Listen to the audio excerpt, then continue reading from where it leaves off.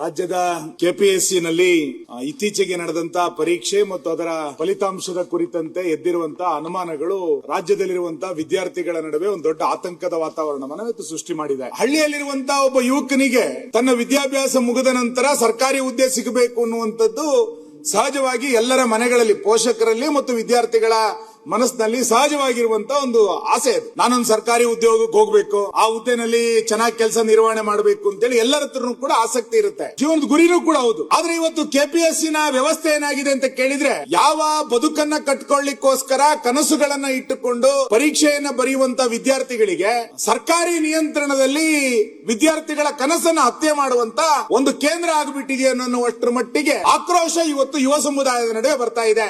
ಈ ಸಂಸ್ಥೆಯ ಬಗ್ಗೆ ಸಾಕಷ್ಟು ರೀತಿಯಾದಂತಹ ಅನುಮಾನಗಳು ಬೇರೆ ಬೇರೆ ಸಂದರ್ಭಗಳಲ್ಲಿ ಈ ಹಿಂದೆನೂ ಕೂಡ ಬಂದಿತ್ತು. ನನಗೆ ಅನ್ಸೋದೇನು ಅಂತ ಕೇಳಿದ್ರೆ, ಇದೊಂದು ನಿಗೂಢವಾದಂತಹ ಸಂಸ್ಥೆ. ಇದರ ಪರೀಕ್ಷೆಗಳೇ ಒಂದು ರಹಸ್ಯ ಮತ್ತು ಇದರ ಫಲಿತಾಂಶಗಳು ಒಂದು ಶಂಕಿತ ರೂಪದಲ್ಲಿ ನಡೆಯುತ್ತೆ. ಒಂದು ನಿಗೂಢ ಸಂಸ್ಥೆ ರಹಸ್ಯ ಪರೀಕ್ಷೆಗಳನ್ನ ಮಾಡುತ್ತೆ ಎನ್ನುವಂತದ್ದಾಗುತ್ತೆ. ನಿಗೂಢ ರೀತಿಯಲ್ಲಿ ಫಲಿತಾಂಶಗಳು ಬರುತ್ತೆ. ಅದ್ರ ಮೇಲೆ ಅನುಮಾನಗಳು, ಟೀಕೆಗಳು, ಪ್ರತಿಭಟನೆಗಳು, ಭ್ರಷ್ಟಾಚಾರದ ಗುಮಾನಿಗಳು, ಕೋಟ್ಯಾಂತರ ರೂಪಾಯಿಯ ಹಣದ ವ್ಯವಹಾರಗಳು. ಈ ಹಿನ್ನೆಲೆಯಲ್ಲಿ ಕೆಪಿಎಸ್ಸಿ ನ ಸುಧಾರಣೆ ಆಗಬೇಕು ಮತ್ತು ಈವರೆಗೆ ನಡೆದಂತ ಏನು ತಪ್ಪು ನಿರ್ಧಾರಗಳೆಲ್ಲವೂ ಕೂಡ ಆಗಿದೆ. ಇದ್ರ ಬಗ್ಗೆ ಎಲ್ಲಾರು ಒಂದು ಕಡೆ ತನಿಖೆ ಮಾಡಿ ಇದಕ್ಕೆ ಯಾರೊಬ್ರು ಹೊಣೆಗಾರರನ್ನಾಗಿ ಇವತ್ತು ಮಾಡಲೇಬೇಕು ಮಾನ್ಯ ಸರ್ಕಾರ.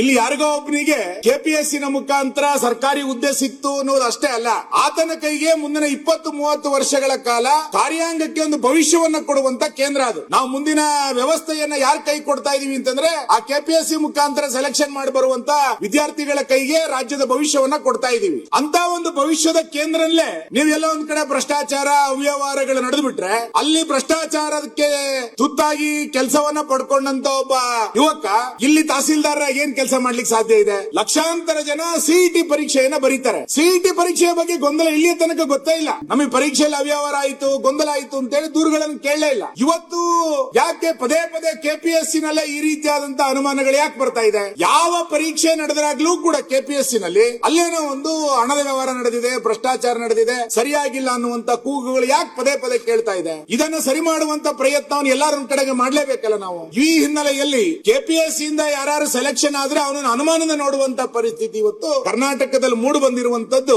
ಖಂಡಿತ ಕರ್ನಾಟಕಕ್ಕೂ ಒಳ್ಳೆಯದಲ್ಲ ಮತ್ತು ಆ ಸಂಸ್ಥೆಯ ಗೌರವಕ್ಕೂ ಕೂಡ ಒಳ್ಳೆಯದಲ್ಲ. 24ನೇ ಇಸ್ವಿನಲ್ಲಿ ಅಧಿಸೂಚನೆ ಹೊರಡುತ್ತಿದ್ದಕ್ಕೆ ಫೆಬ್ರವರಿ 13, 2025 ಪರೀಕ್ಷೆ ಅಧಿಸೂಚನೆ ಆಗಿ ಪರೀಕ್ಷೆಗೆ 1 ವರ್ಷ ತೆಗೆದುಕೊಳ್ತಾರೆ. ಪರೀಕ್ಷೆ ಆಗಿ ಅರ್ಹತಾ ಪಟ್ಟಿಯನ್ನು ಬಿಡುಗಡೆ ಮಾಡಲಿಕ್ಕೆ ಮತ್ತೊಂದು ವರ್ಷ ತೆಗೆದುಕೊಳ್ತಾರೆ. ಅಂದ್ರೆ 3 ವರ್ಷ ಒಂದು ಹುದ್ದೆಯನ್ನ ಭರ್ತಿ ಮಾಡಲಿಕ್ಕೆ ಕೆಪಿಎಸ್ಸಿ ತೆಗೆದುಕೊಳ್ಳೋ ಕಾರಣಕ್ಕೆ ಇಲ್ಲೇ ಅನುಮಾನಗಳು ಪ್ರಾರಂಭ ಆಗಿರೋದು. ಯಾಕೆ ಇದನ್ನ ಇಷ್ಟು ದೊಡ್ಡ ಪ್ರಮಾಣದ ಭ್ರಷ್ಟಾಚಾರ ಮತ್ತು ಬಹುಕೋಟಿಯ ದುಡ್ಡಿನ ವ್ಯವಹಾರಗಳಲ್ಲಿ ಕೈ ಬಲವಾದಂತ ಅನುಮಾನಗಳು ಯಾಕೆ ಬರ್ತಾ ಇದೆ ಅಂತ ಹೇಳಿದ್ರೆ, 4 ವರ್ಷದಲ್ಲಿ ಕಾರ್ಯದರ್ಶಿಗಳ 4 ಬದಲಾವಣೆಗಳಾಯ್ತು. 4 ಜನರನ್ನ ಬದಲಾವಣೆ ಮಾಡ್ತಾರೆ ಕಾರ್ಯದರ್ಶಿಗಳನ್ನ. 4 ವರ್ಷದಿಂದ ಒಬ್ಬರೇ ಕಂಟ್ರೋಲರ್ ಇದ್ದಾರೆ. ಕಂಟ್ರೋಲರ್ ಮೇಲೆ ಅನುಮಾನ ಪಡೋದ, ಕಾರ್ಯದರ್ಶಿ ಮೇಲೆ ಅನುಮಾನ ಪಡೋದ, ಅಥವಾ ಇಡೀ ಸಮಿತಿಯ ಅಧ್ಯಕ್ಷರು ಉಳಿದಂತ ಸದಸ್ಯರ ಮೇಲೆ ಅನುಮಾನ ಪಡೋದ? ನಾನು ನೋಡ್ತಾ ಇದ್ದೆ 2004ರಿಂದ ಎಷ್ಟು ಜನ ಕಾರ್ಯದರ್ಶಿಗಳಾಗಿದ್ದಾರೆ ಅಂತ. ಒಬ್ರು ಅಧಿಸೂಚನೆ ಹೊರಡಬೇಕಾದ್ರೆ ಒಬ್ರು ಕಾರ್ಯದರ್ಶಿ, ಪರೀಕ್ಷೆ ಕ್ವಶನ್ ಪೇಪರ್ ಪ್ರಿಂಟ್ ಆಗಬೇಕಾದ್ರೆ ಒಬ್ರು ಕಾರ್ಯದರ್ಶಿ, ಪರೀಕ್ಷೆ ಬರೀಬೇಕಾದ್ರೆ ಒಬ್ರು ಕಾರ್ಯದರ್ಶಿ, ಫಲಿತಾಂಶ ಬರಬೇಕಾದ್ರೆ ಒಬ್ರು ಕಾರ್ಯದರ್ಶಿ, ಕಂಟ್ರೋಲರ್ ಒಬ್ರೆ.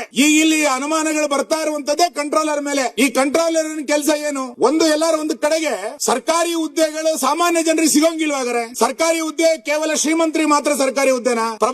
ಪ್ರಭಾವಿ ಇರುವಂತರಿಗೆ ಮಾತ್ರ ಸರ್ಕಾರಿ ಹುದ್ದೆನಾ? ಉಳ್ಳವರಿಗೆ ಮಾತ್ರ ಸರ್ಕಾರಿ ಹುದ್ದೆನಾ? ಅಥವಾ ಯಾರೋ ಸರ್ಕಾರಿ ನೌಕರರಿದ್ದಾರೆ ಅವನ ಮಗನಿಗೆ ಮಾತ್ರ ಮತ್ತೆ ಸರ್ಕಾರಿ ಹುದ್ದೆನಾ? ಇದು ಇವತ್ತು ಚರ್ಚೆ ಆಗ್ತಾ ಇರುವಂತ ವಿಷಯಗಳು. ಮಾನ್ಯ ಅಧ್ಯಕ್ಷ, ಇಲ್ಲಿ ಬಹಳ ಚರ್ಚೆಯ ವಿಷಯ ಮತ್ತು ಪತ್ರಿಕೆಗಳು ಬಹಳ ದೊಡ್ಡದಾಗಿ ಬಿಂಬಿಸಿರುವಂತದ್ದು ಏನು ಅಂತ ಕೇಳಿದ್ರೆ, ಒಂದು ಕೊಠಡಿಯಲ್ಲಿ 24 ಜನ ಪರೀಕ್ಷೆಯನ್ನು ಬರೀತಾರೆ. ಈಗ ಎದ್ದಿರುವಂತ ಅನುಮಾನ ಅಂತ ಕೇಳಿದ್ರೆ, ಒಂದೇ ಕೊಠಡಿಯಲ್ಲಿ ಇದ್ದಂತ 11 ಜನರಿಗೆ ಅರ್ಹತೆ ಪಡ್ಕೊಂಡ್ಬಿಟ್ಟಿದ್ದಾರೆ ಅಂತ. ಹಾಗಾದ್ರೆ ಆ ಕೊಠಡಿಯಲ್ಲಿ 11 ಜನ ಅರ್ಹತೆ ಇಲ್ವಾ ಅನ್ನೋಂತ ಪ್ರಶ್ನೆ ಅಲ್ಲ. ಇಲ್ಲಿ ಒಂದೇ ಸೀರಿಯಲ್ ನಂಬರ್ ಸರಣಿ ಸೀರಿಯಲ್ ನಂಬರ್ಗಳಲ್ಲೇ ಇರುವಂತವ್ರು ತೆಗೆದುಕೊಂಡಿದ್ದಾರೆ. ಒಂದೇ ಕೊಠಡಿಯಲ್ಲಿ 11 ಜನರ ಮೇಲೆ ಜನರಿಗೆ ಕೆಲಸ ಸಿಕ್ಕಿದೆ. ಅಂದ್ರೆ ಪರೀಕ್ಷೆಯಲ್ಲಿ ಪಾಸ್ ಆಗಿದ್ದಾರೆ. ಮಾಸ್ ಆಗಿ ಆಲ್ ಮ್ಯಾನೇಜ್ಮೆಂಟ್, ಪರೀಕ್ಷಾ ಕೊಠಡಿಗಳ ಮ್ಯಾನೇಜ್ಮೆಂಟ್ ಗಳನ್ನೇ ಆಗ್ಬಿಟ್ಟಿದೆಯೋ ಅನ್ನುವಷ್ಟರ ಮಟ್ಟಿಗೆ ಅನುಮಾನಗಳು ಇವತ್ತು ವ್ಯಕ್ತ ಆಗಿದೆ. ಸೀರಿಯಲ್ ಇದ್ದರೆ ಯಾರ ಪರೀಕ್ಷೆಯಲ್ಲಿ ಕೂತಾರೆ ಎಲ್ಲರೂ ಅರ್ಹತಾ ಪಟ್ಟಿಯಲ್ಲಿ ಬಂದ್ಬಿಟ್ಟಿದೆ ಎನ್ನುವಂಥದ್ದು ಬಹಳ ಅನುಮಾನ. ಒಂದೇ ಕುಟುಂಬದವರಿಗೆ 4 ಜನರಿಗೆ ಇಲ್ಲಿ ಅರ್ಹತಾ ಪಟ್ಟಿ ಬಂದ್ಬಿಟ್ಟಿದೆ ಅಂತ ಅನುಮಾನಗಳಾಗ್ತಾ ಇರುವಂತದ್ದು. ಹಾಗಾದ್ರೆ ಅವರು ಬುದ್ಧಿವಂತರ ಅಲ್ಲವಾ ಅನ್ನುವಂತ ವಾದಕ್ಕೆ ನಾನು ಹೋಗೋದಿಲ್ಲ. ಇಷ್ಟು ಜನ ಹೆಂಗೆ ಅದು ಒಂದೇ ಎಕ್ಸಾಮ್ ನಲ್ಲಿ ಹೆಂಗ್ ಪಾಸ್ ಆಗ್ಬಿಟ್ರು ಅನ್ನುವಂತ ಎಲ್ಲ ಅನುಮಾನಗಳು ಬರ್ತಾ ಇರುವಂತ ಸಂದರ್ಭದಲ್ಲಿ ಇದನ್ನ ಸರ್ಕಾರ ಇವತ್ತು ಅರ್ಥ ಮಾಡ್ಕೊಳ್ಬೇಕು ಅನ್ನುವಂತ ವಾದವನ್ನು ನಾನು ಈ ಸಂದರ್ಭದಲ್ಲಿ ಹೇಳ್ತಾ, ಕೆಪಿಎಸ್ಸಿ ಮತ್ತು ಸರ್ಕಾರ ಮೌನವಾಗಿದ್ದ ಕಾರಣಕ್ಕೆ ವಿದ್ಯಾರ್ಥಿಗಳಿಗೆ ಇಷ್ಟು ದೊಡ್ಡ ಅನ್ಯಾಯ ಆದ್ರೂ ಕೂಡ ಅವರ ಧ್ವನಿಯನ್ನು ಎತ್ತುವಂತ ಪರಿಸ್ಥಿತಿಯಲ್ಲಿ ಯಾರು ಇಲ್ಲ.